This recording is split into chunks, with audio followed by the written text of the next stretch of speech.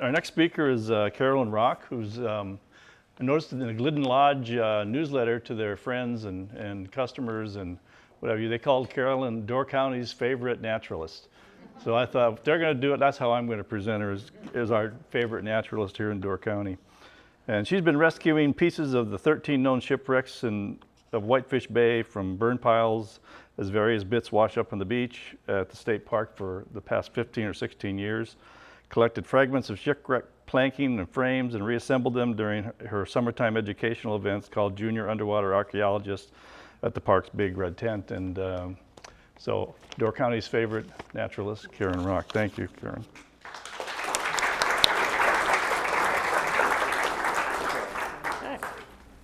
Just going to get my microphone here so I don't trip on it. Thank you guys very much for having me tonight, and we'll get on to shipwrecks. How many of you have ever gone out and dived? I just want to see how many divers are in the group. Oh, 4 or 5, excellent. How many snorkelers? Any snorkelers in the group? Ooh, good, a few more of those. How many have been on a boat and actually looked down in the water and has seen a shipwreck at the bottom? Good, yay, a little bit more. How many people like to stay on dry land? Don't like to go on a boat. Okay, there's a couple of folks that like to do that. Well, Wisconsin is a proud state, and we love to, if you look at our logo and our flag and our coat of arms, you'll actually see a lot of maritime history right into it.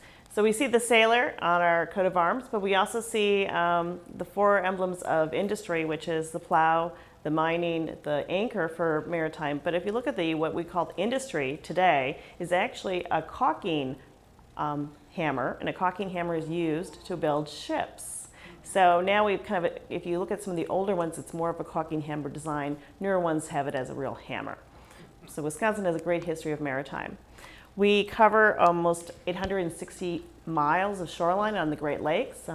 We have 14,000 lakes and miles and miles of rivers and streams, all covering archaeological treasures, all from shipwrecks, fishing weirs, canoes, fur trading posts, things like that. So a lot of great maritime history here in Wisconsin, and I'd like to talk a little bit about that. So there's over 700 wrecks in Wisconsin overall. In Door County, we figured there's about 300 plus miles of shoreline, and these are the known and confirmed and unconfirmed sightings of the shipwrecks we have that we know today. And we're still finding them today, even in this day and age. Just this week, down in Two Harbors area, 2 shipwrecks have been rediscovered. Of course, they knew, the people who were on the shipwrecks knew where they went down, but today they may have been forgotten, and we've actually just rediscovered some of them. The key about maritime archaeology is discovering which shipwrecks are which, and we'll talk about how that's designed. So only a small we know about Death's Door. How many people have heard the legend of the Native American war tribe that crossed the canal, and they crossed over, and a sudden storm came up and they wrecked against the rocks? Raise your hand if that's the story that you heard. Okay, that's the legend that we all hear about. They've done a lot of research on that, and they say, well, maybe that was the French fur traders trying to keep other people away by having that. But we do know that the Death's Door is very violent. It has violent storms coming up. There's strong winds, strong currents, and has caused a number of shipwrecks within its bay. Just between the 1830s and the 1912, over 43 wrecks occurred and that were lost completely. Over 100 more were sunk and then salvaged, either by floating away or by craned away or by dug out. So you can see, identifying some of these. The shipwrecks that are the 3 that are together are the Gilmore, the Forest, and the Nicholas, and they all ended up on Pilot Island prior to Pilot Island having a lighthouse. So you can imagine that crew. One crew ended up on there, and then the second crew, and then the third crew ended up, and one crew was able to haul away, row away the rest of them. So Plum and Pilot Island were installed. Plum, of course, in 1848, and then 1896, again, it was rebuilt, and then Pilot Island was in the 1850s, and very important navigational aid. But even after that navigational aid, 43 ships still went down and lost. So let's talk about maritime shipwrecks. So why is it so important to not only find the shipwrecks, but the artifacts that are involved in them? the artifacts tell a story. Shipwrecks tell stories. One of the things that I like to think about it is archaeology is the study of what people did, not the study of what people said that they did. Because what you said you did and what you actually did sometimes is a little bit different.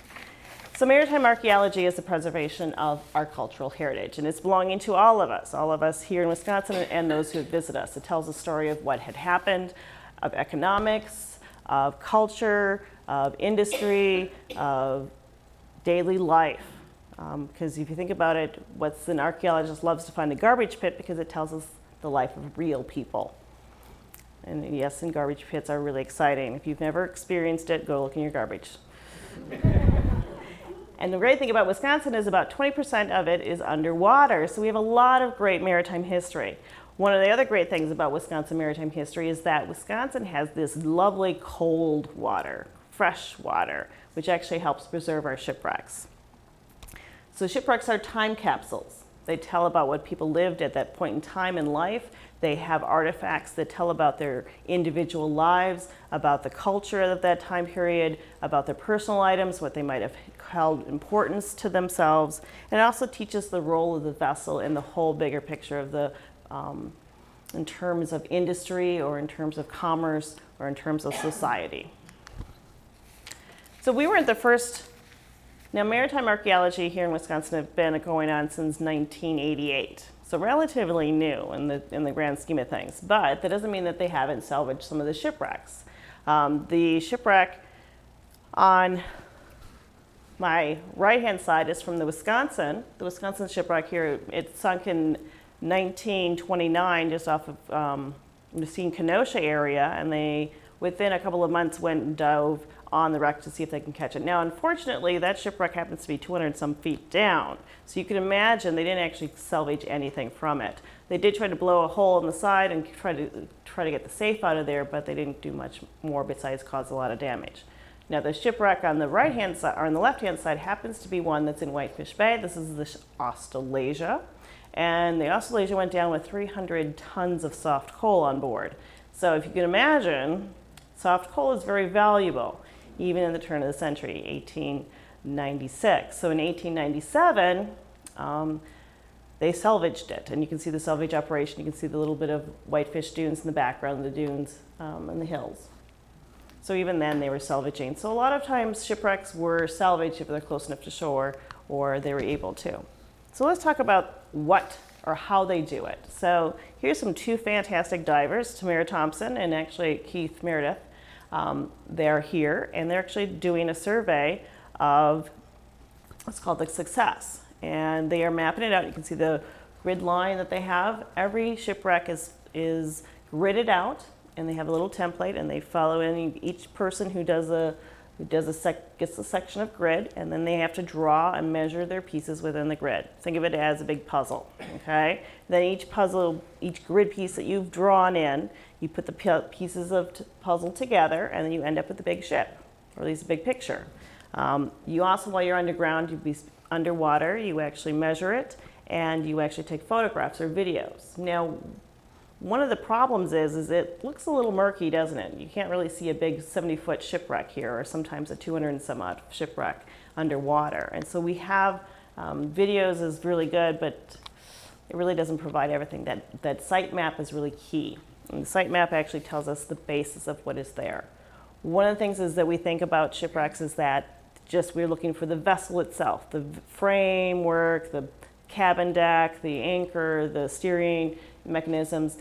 But more than that, the way it landed on the bottom and the refuge of it, the salvaging of the artifacts, looking at where the artifacts landed, how much is buried, how much is not buried, all those things tell part of the story of the ship and how it went down.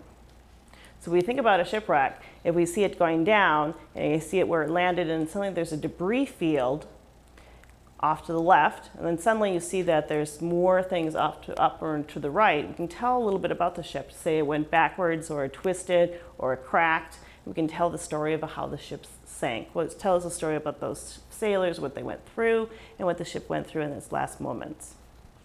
Which if the sailors all went down with the vessel, There's no record of that. So we are able to interpret that story and share that story with the rest of the world.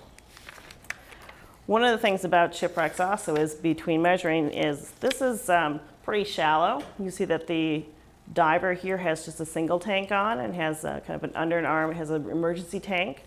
But once you get a little deeper, like this shipwreck, this is just off of Milwaukee. You can see that there is quite a bit more tanks. He's got some tanks on his back, 2 tanks on his back, and he's actually have 2 reserve tanks underneath his arms. There's one on each side, and he's going to be down for about 60 minutes. And this is most times when you're in Wisconsin waters. How many people have gone swimming today or yesterday? It was kind of nice when the water was cooling you down. Well, when you're out in Lake Michigan water or in Lake Superior water, the average water temperature between the two is between 40 and 60 degrees. Can you imagine spending an hour in there?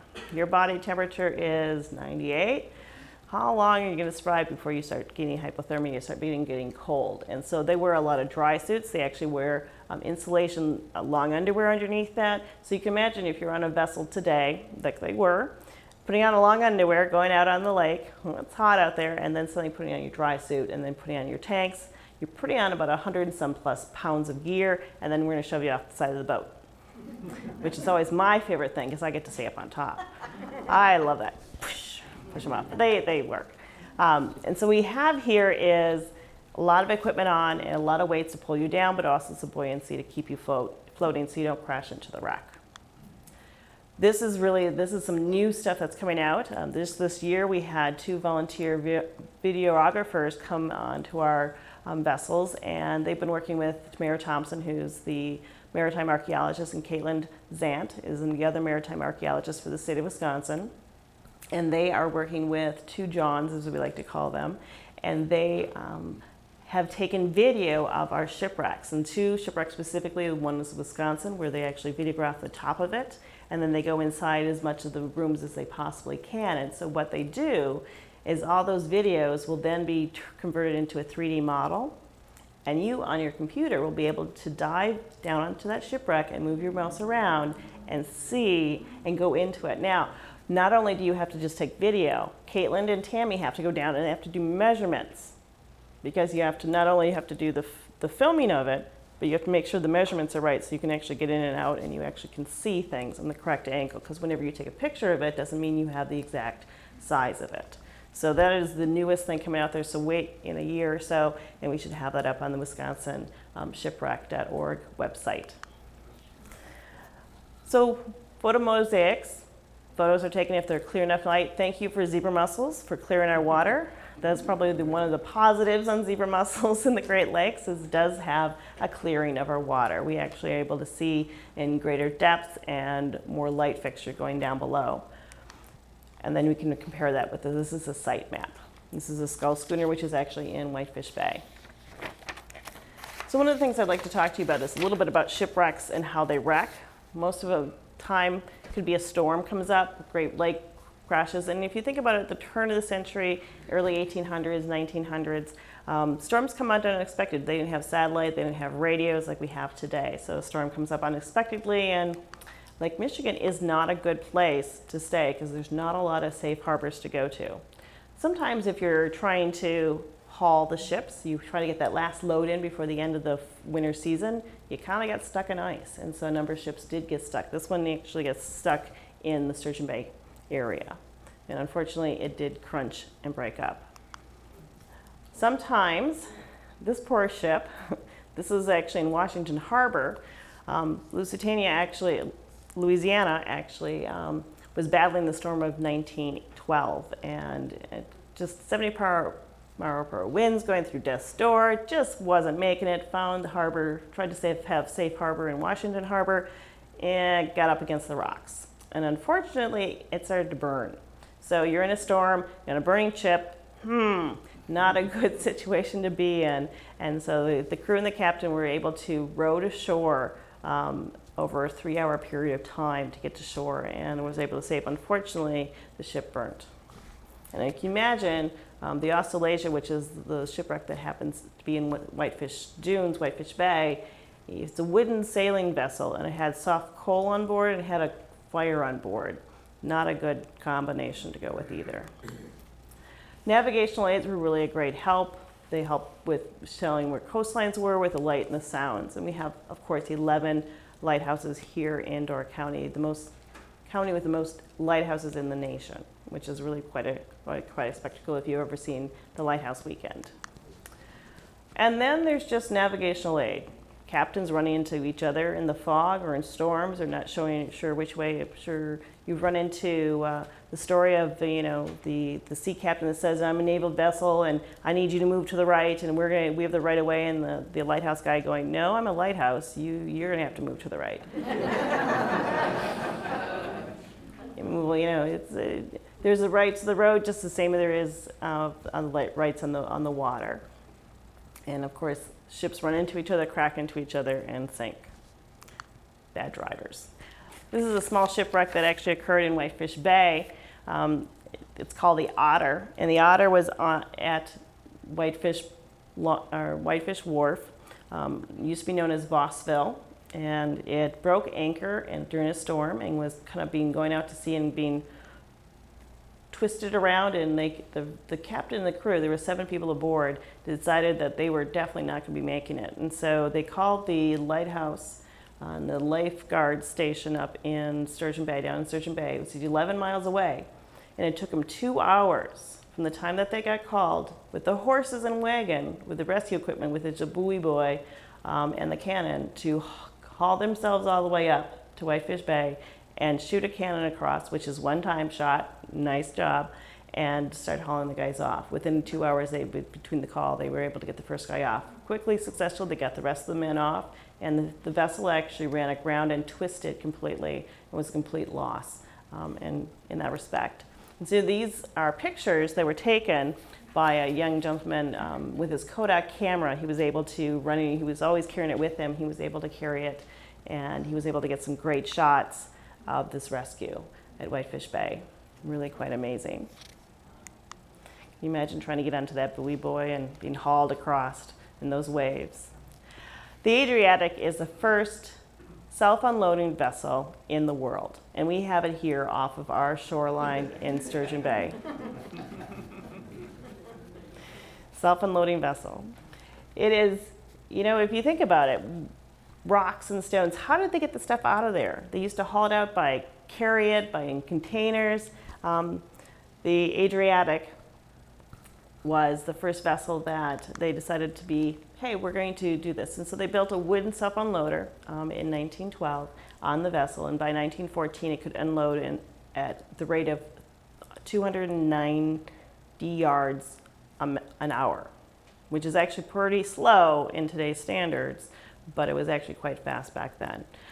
During the 2013 scuba season, as the maritime archaeologists like to call it, they had East Carolina University students, maritime university students, come out and actually help them with the survey dig. So we had about 16 folks come out and help us do it. Now this is only on 13 feet of water. Now look at the clarity of the water there.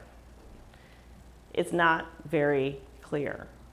The vessel is actually quite long. It's almost 150 feet long, and this is what they had to work with. This is why we do drawings instead of pictures. This is a really good illustration. This is the self-unloader. Doesn't look like much today, does it? But it was wooden, and it's actually in 13 feet of water just right next to Bay Shipbuilding, one of their docks. So this is a federal historic site, per se. So this is a picture of it. There is actually more of it, but it's been silted in, and until we can actually get the funding to unsilt it, this is all we will have of it right now. One of the great history about the Great Lakes is the scow schooners. The scow schooners are these square-bottomed vessels. They were used to haul around, kind of like a delivery van.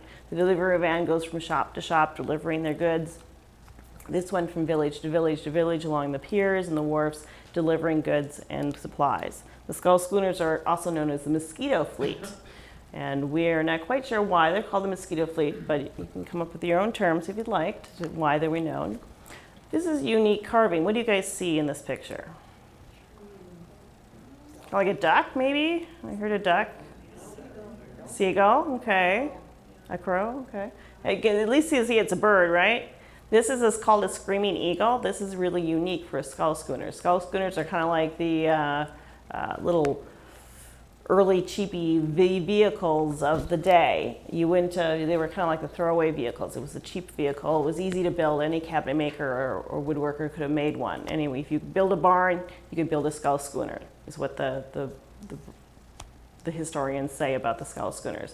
But this scull schooner was apparently made by a gentleman who really liked scull schooners because he built himself the only one of the few mastheads that we actually see in the Great Lakes system. This is off of Whitefish Dunes, per se.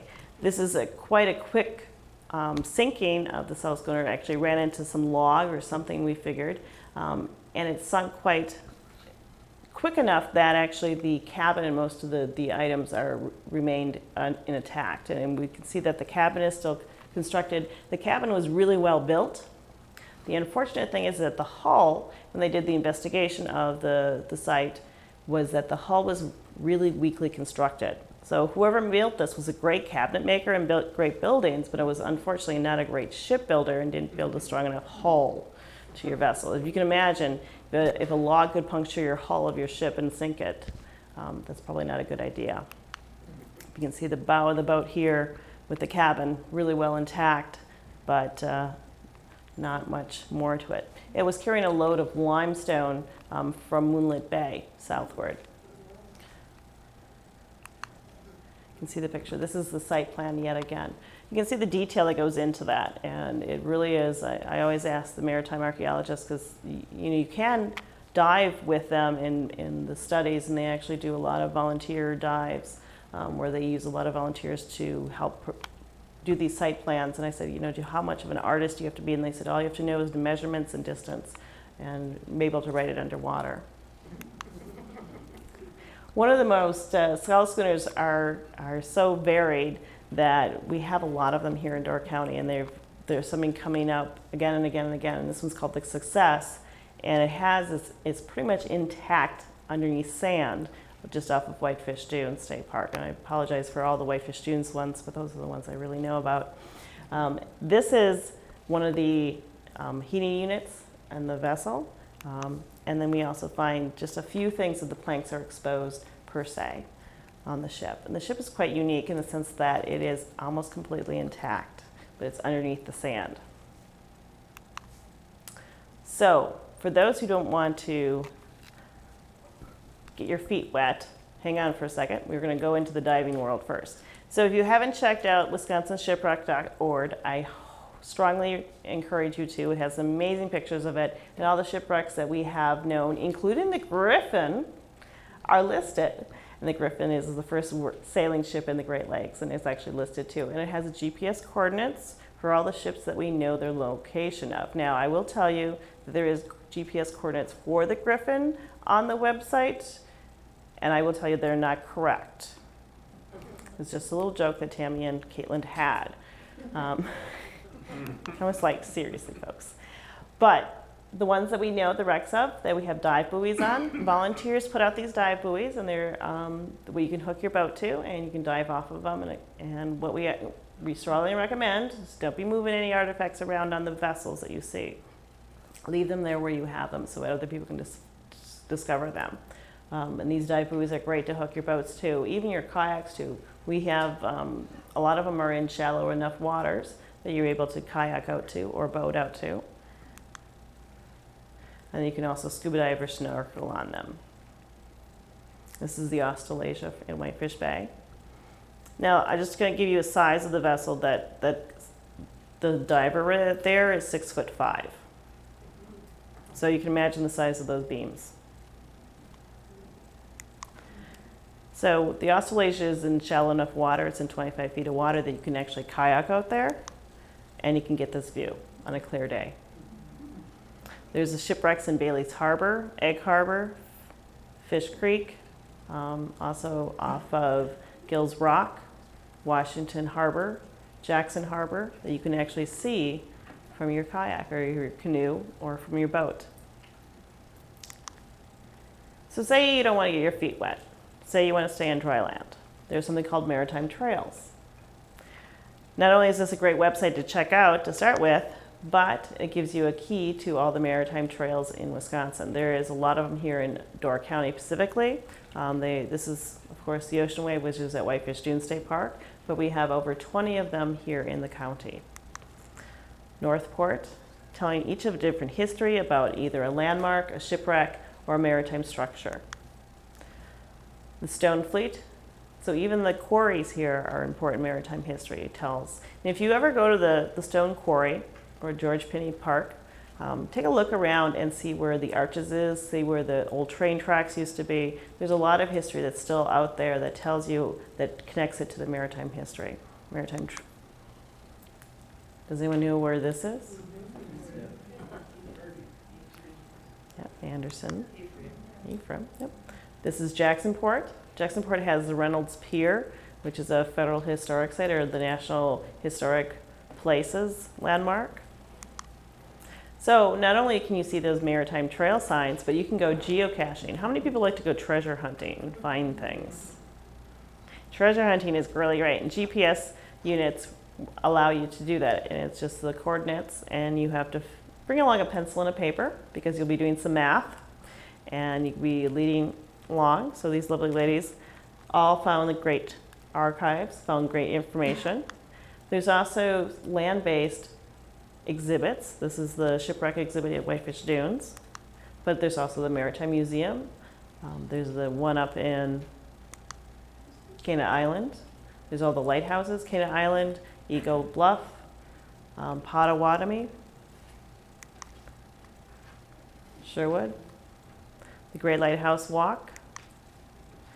And I'd like to thank the volunteers that do a lot of the work with the Maritime Historical Society program. They are actually the bank's backbone. Sea Grant is a lot of the funding for the entire program for the Maritime Historical Museum. Maritime Historical Program in the state of Wisconsin is actually grant funded. And it's run by Tamara Thompson and Caitlin Thompson, who really have really funded this through grants. And if you ever have an opportunity to go out and listen to Caitlin or to Tammy and experience some of their digs or some of their site visits, I recommend that to do. So I'm going to take questions now of what you can, of the shipwrecks of Door County.